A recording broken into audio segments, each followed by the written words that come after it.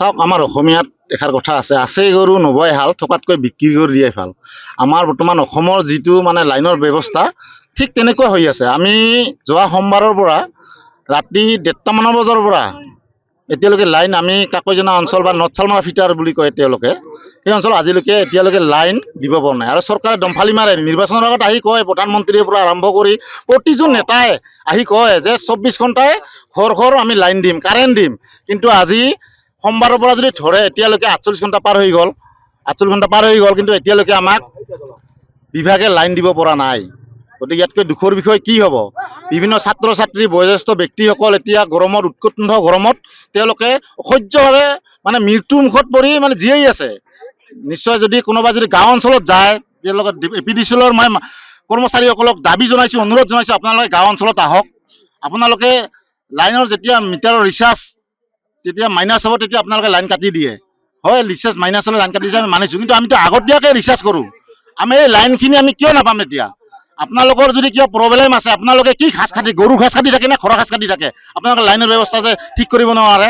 আপোনালোকৰ যদি লাইনমেনৰ মানুহ আমি যদি ক'ৰবাত নষ্ট হয় বা কিবা হয় আমি ফোন কৰোঁ, আপোনালোকৰ বিৰাট মই বহুতবাৰ কণ্টেক্ট কৰিছোঁ ইয়াত কণ্ট্ৰল ৰুমত ফোন কৰিলে কয় লাইনমেনক ফোন কৰক, লাইনমেনক ফোন কৰিলে কয় অফিচত কমপ্লেইন দিয়ক।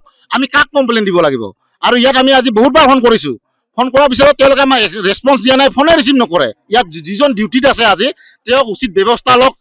SDO বা চৰকাৰক দাবী জনাইছোঁ, ইয়াত যিজন এতিয়া মানে নেতৃত্বত দি আছে অফিচাৰ আছে তেওঁক আমি দাবী জনাইছোঁ, তেওঁক যিজনে আজি ইয়াত ডিউটিত আছে এতিয়ালৈকে তেওঁক আমি হাজাৰবাৰ ফোন কৰাৰ পিছত ৰিচিভ কৰা নাই। তেওঁৰ ওপৰত বিহিত ব্যৱস্থা লওক। যদি নলয় আমি বিহিত ব্যৱস্থা আমি প্ৰতিবাদ সাব্যস্ত কৰিবলৈ আমি বাধ্য হ'ম। কাৰণ তেওঁ ফোন হয়তো কোনোবা লাইনৰ ব্যৱস্থা হয়, কোনোবা মানুহ মৰি থাকিব পাৰে, তেওঁ ফোন কিয় ৰিচিভ নকৰিব?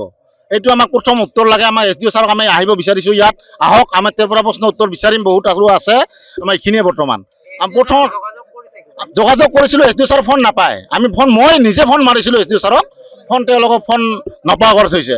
যিহেতু কণ্ট্ৰল ৰুমত ফোন মাৰিছোঁ, কণ্ট্ৰল ৰুমত ফোন ৰিচিভ কৰা নাই। নাজানো কিহৰ কাৰণে ৰিচিভ কৰা নাই। দুদিনমান আগত ফোন কৰিছিলোঁ, কয় তেওঁলোকৰ 3টা নম্বৰ বোলে। 3টা নম্বৰ যদি হয় 3জন মানুহ ৰাখিব লাগিব বা আমি ৰাইজে সুবিধাটো পাব, কিন্তু আজিলৈকে এইটো ব্যৱস্থা কৰা নাই। কিয় কৰা নাই এইটো উত্তৰ আমাক লাগে। লগতে কিয় ফোন আজি ৰিচিভ কৰা নাই এইটো উত্তৰ লাগে। কাৰণ আমাৰ কাকৈজনা অঞ্চলখন সোণালী বান্দৰৰ কাৰণে বিখ্যাত। এই সোণালী বান্দৰ যদি কাৰেণ্টৰ লাগি মৃত্যু হ'লে দিনটো লাইন কাটিব পাৰে, আজি আমি ফোন কৰাত তেওঁলোকে কিয় ৰিচিভ নকৰিব? যিকোনো খবৰৰ বাবে যোগাযোগ কৰক 9181 307 221 আমাৰ এই নম্বৰত।